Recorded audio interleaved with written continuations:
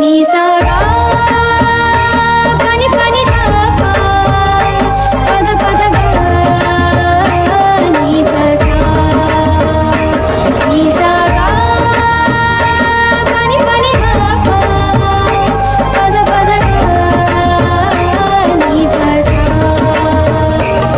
ही गाथा अस्तित्वाची शौर्याची पराक्रमाची ही गाथा अस्तित्वाची शौर्याची पराक्रमाची या मातीमधल्या कणाकणातील मौल्यवान रत्नांची या मातीमधल्या कणाकणातील मौल्यवान रत्नांची कर्तृत्व इथे गगनाला भिडे परिमोल जाणून ठेवू व्यक्तिविशेष नमस्कार. रेडिओ MPSC गुरुमध्ये मी RJ शीतल आपल्या सगळ्यांचे सहर्ष स्वागत करते. श्रोते हो, आपण व्यक्तिविशेष या सत्रामध्ये सामाजिक, कला, विज्ञान, क्रीडा अशा विविध क्षेत्रातील ज्या व्यक्तींनी उल्लेखनीय कामगिरी केली आहे अशा व्यक्तींची माहिती जाणून घेत असतो.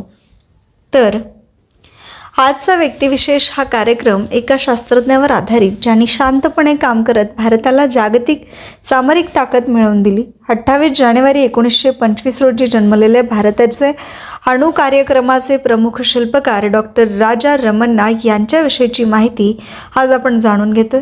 ते केवळ अणुभौतिक शास्त्रज्ञ नव्हते, तर ते विचारवंत, प्रशासक, शिक्षक, धोरणकर्ते आणि संगीतप्रेमी होते. 18 मे 1974 रोजी पोखरण येथे झालेली भारताची पहिली यशस्वी अणुचाचणी स्माइलिंग बुद्धा या ऐतिहासिक घटनेमागे जे वैज्ञानिक नेतृत्व होते ते म्हणजे डॉक्टर राजा रमन्ना.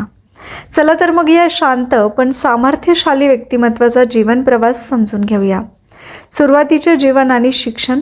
डॉक्टर राजा रमन्ना यांचा जन्म 28 जानेवारी 1925 रोजी ब्रिटिश भारतातील म्हैसूर रियासतीतील तिप्तूर येथे झाला. त्यांचे वडील न्याय विभागात कार्यरत होते, तर त्यांच्या आई शिक्षणप्रेमी होत्या. विशेषतः त्यांच्या मावशी राजम्मा ज्या सरकारी शिक्षिका होत्या त्यांच्या व्यक्तिमत्वावर मोठा प्रभाव होता. त्यांचे शालेय शिक्षण म्हैसूरमधील डालबॉय स्कूल आणि गुड शेफर्ड कॉन्व्हेंट तसेच बंगळुरू येथील बिशप कॉटन बॉईज स्कूल येथे झाले. लहानपणापासूनच त्यांना संगीताची आवड होती. अवघ्या 6 वर्षाच्या वयात त्यांनी पियानो शिकण्यास सुरुवात केली आणि 12 वर्षाचे असताना त्यांनी म्हैसूरच्या महाराजांसमोर संगीताचे सादरीकरण केले होते.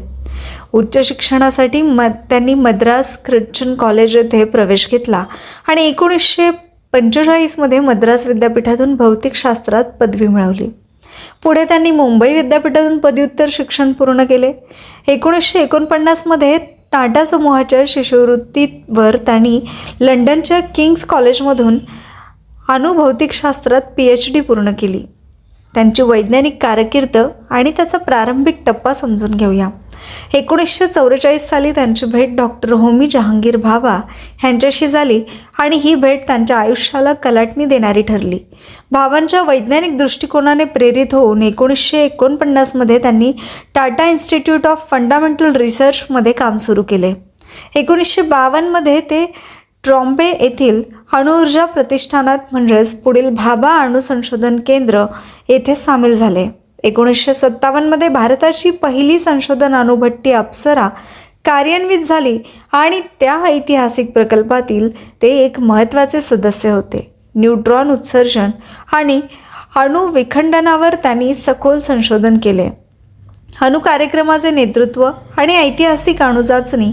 1960च्या दशकात भारताचा अणु कार्यक्रम निर्णायक टप्प्यावर होता. 1966 मध्ये होमी भाभांच्या अकस्मात निधनानंतर अणुशास्त्र तंत्रज्ञानाच्या संशोधनाची जबाबदारी डॉक्टर राजा रमन्ना यांच्याकडे आली. इंदिरा गांधी पंतप्रधान झाल्यानंतर अणु उपकरणाच्या डिझाईन आणि निर्मितीचा प्रकल्प अत्यंत गुप्तपणे सुरू झाला. सुमारे 75 शास्त्रज्ञांच्या पथकाचे नेतृत्व रमन्ना करत होते. युरेनियमऐवजी प्लुटोनियमवर आधारित अणुशास्त्र विकसित करण्याचा निर्णय घेण्यात आला आणि 1969 पर्यंत पुरेसे प्लुटोनियम तयार झाले. या सर्व प्रयत्नांचा कळस म्हणजे 18 मे 1947 रोजी सकाळी 8 वाजून 5 मिनिटांनी झालेली भारताची पहिली अणुचाचणी स्माइलिंग बुद्धा ही चाचणी पूर्णपणे यशस्वी ठरली आणि भारत अणुसक्षम राष्ट्र म्हणून जगासमोर उभा राहिला. त्यांची प्रशासकीय व राष्ट्रीय भूमिका. यानंतर डॉक्टर राजा रमण्णा यांनी अनेक महत्त्वाची पदे भूषवली. त्यांनी संरक्षण संशोधन सचिव, संरक्षण मंत्र्यांचे वैज्ञानिक सल्लागार, DRDOचे महासंचालक, अणुऊर्जा आयोगाचे अध्यक्ष आणि अणुऊर्जा विभागाचे सचिव म्हणून काम केले. 1990मध्ये ते संरक्षण राज्यमंत्री झाले. 1997मध्ये ते 2003 या काळात त्यांनी राज्यसभेचे नामांकन खासदार म्हणूनही योगदान दिले. विशेष म्हणजे त्यांच्या कारकिर्दीच्या उत्तरार्धात त्यांनी अणुप्रसार आणि अणुचाचण्यांच्या विरोधात भूमिका घेतली ही त्यांची वैचारिक प्रगल्भता दर्शवते. त्यांचे शैक्षणिक, वैयक्तिक जीवन आणि विविध सन्मान. ते नॅशनल इन्स्टिट्यूट ऑफ ॲडव्हान्स स्टडीजचे संस्थापक संचालक होते आणि IIT मुंबई तसेच IISc बंगळुरू ह्यांच्या संस्थांशी नेतृत्वात्मक भूमिकेत जोडलेले होते. 1975मध्ये त्यांना भारताचा दुसरा सर्वोच्च नागरी सन्मान पद्मविभूषण प्रदान करण्यात आला. वैयक्तिक जीवनात ते संगीतप्रेमी होते, उत्तम पियानो वादक होते. 1952मध्ये त्यांनी मालती यांच्याशी विवाह केला आणि त्यांना 3 मुले होती. 1982च्या एअर इंडिया विमान अपघातातून ते चमत्कारिकरित्या वाचले होते. 23 सप्टेंबर 2004 रोजी वयाच्या 79व्या वर्षी डॉक्टर राजा रमण्णा यांचे मुंबईत निधन झाले. डॉक्टर APJ अब्दुल कलाम यांनी त्यांना मार्गदर्शक, शिक्षक आणि प्रेरणास्थान असे संबोधले होते. श्रोतेहो, डॉक्टर राजा रमण्णा यांचे जीवन आपल्याला शिकवते की खरे नेतृत्व शांत असते, पण त्याचा प्रभाव इतिहास बदलतो. या महान शास्त्रज्ञांना विनम्र अभिवादन करून आजच्या व्यक्तिविशेष सत्राचा इथेच निरोप घेते. पुन्हा भेटूया एका नवीन कार्यक्रमात, एका नवीन कथेसह. तोपर्यंत ऐकत रहा radio MPSC Guru, spreading the knowledge, powered by spectrum academy.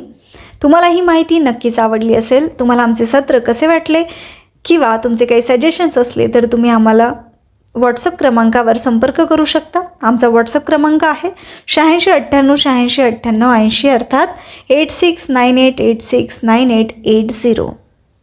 नमस्कार. कंपनी सुरू केली होती.